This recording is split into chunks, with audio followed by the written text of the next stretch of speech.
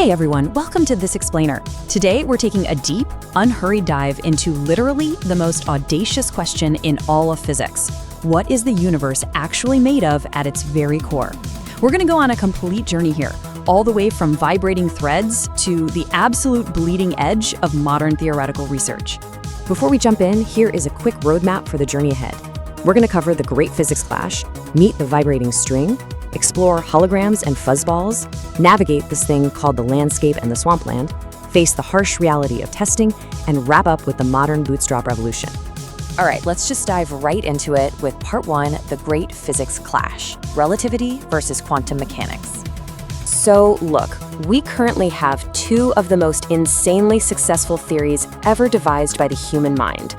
On one hand, you've got Einstein's general relativity. It perfectly describes the macro universe, stars, galaxies, the smooth, curving fabric of spacetime. And on the other hand, you have quantum mechanics, which is just as perfect at describing the micro universe, atoms, electrons, those jittery clouds of probability. But mathematically, oh man, they absolutely refuse to get along. The problem really rears its head when you try to force them together. When you have a situation where both gravity and extreme quantum effects matter enormously at the exact same time, think of the crushed core of a black hole, or the literal first fraction of the second of the Big Bang. The math just completely falls apart. You start getting answers that blow up to infinity. And, well, in physics calculations, an infinity is basically nature's way of screaming at you that your equations have gone catastrophically wrong. We absolutely need a unified theory of quantum gravity to fix this mess. Which naturally brings us to part two. Enter the vibrating string, a radical new building block. For decades, the standard model of physics treated our fundamental building blocks, like your quarks and electrons, as zero-dimensional points, literally just tiny dots with absolutely no internal structure. But string theory proposes something radically different. It asks, what if, instead of being points, the truly fundamental objects in nature are actually tiny, one-dimensional, vibrating filaments, strings. Think about a single guitar string for a second. Under the exact same tension, made of the exact same material, it can produce dozens of completely different musical notes, right? It just depends entirely on how it vibrates. String theory says the universe actually works the exact same way. You pluck a fundamental string one way, and you get a low note. Boom, that's an electron. Pluck it another way, excite a higher harmonic, and you get a different note, a quark. It is such a gorgeous, unifying idea. Instead of this messy shopping list of dozens of different point particles, nature is just made of one fundamental ingredient. But here is the real magic of this idea. Remember those catastrophic infinities we just talked about? Well, when two zero-dimensional point particles collide, the math compresses that impact into an infinitely small, infinitely sharp point. That's what breaks the math. But because strings have an actual physical length, when they collide, the interaction is sort of smeared out over the string's extension. The smearing smoothly softens the math. Those calculations that used to blow up to infinity, they naturally settle down into perfectly well-behaved finite answers. It just naturally tames quantum gravity.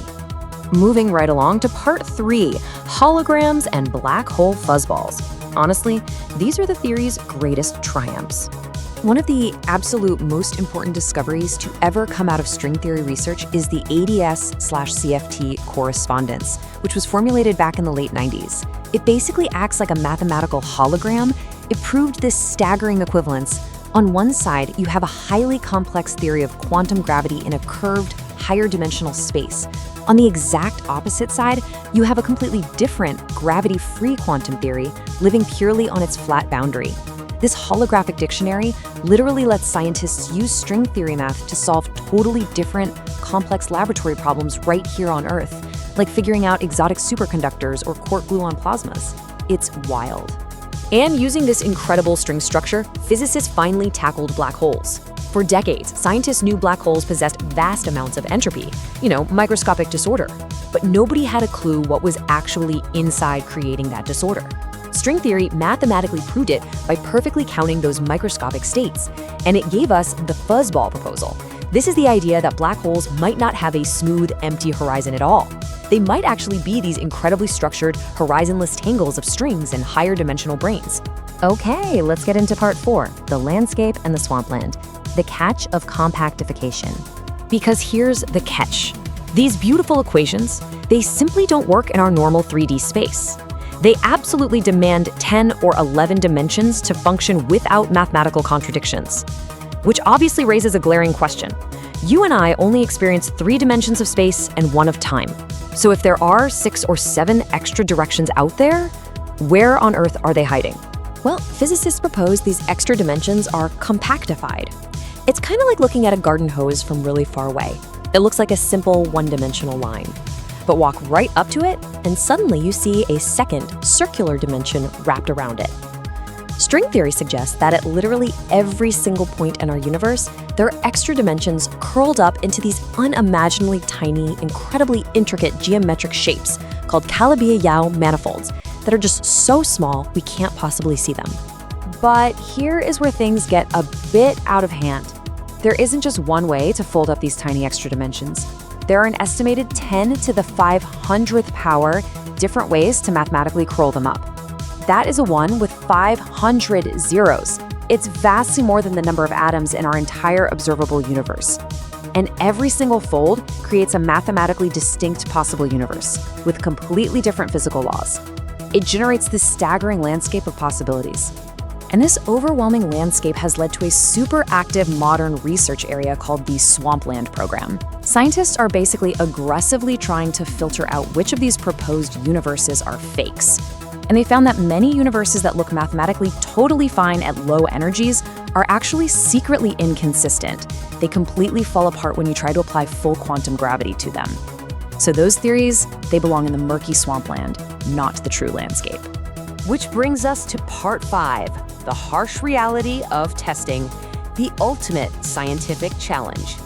The fundamental scale of strings is roughly the Planck length. To put that in perspective, a single proton is a billion times larger than a string. That is incomprehensibly small.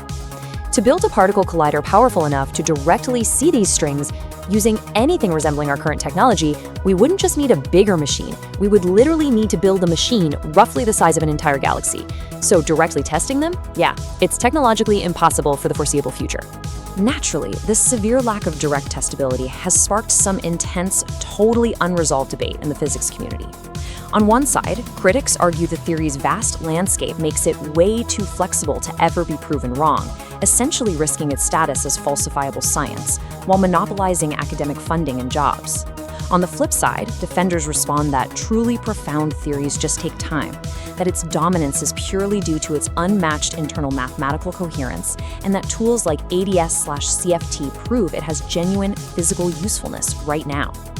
Look, we aren't taking sides here. This is simply the honest, ongoing reality of the field today. But just when that debate felt completely stalled, we hit part 6, the modern bootstrap revolution, the 2026 breakthrough.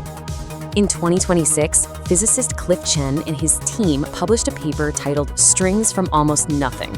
They utilized something called the bootstrap method, and it honestly became one of the most exciting theoretical developments we've seen in decades.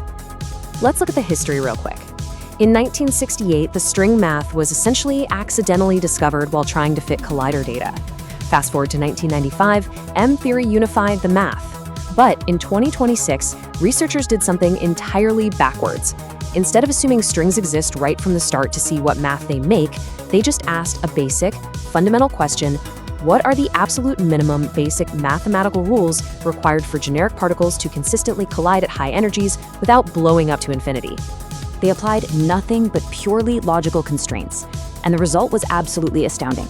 The only mathematical functions capable of satisfying these basic assumptions were exactly the defining mathematical hallmarks of string theory.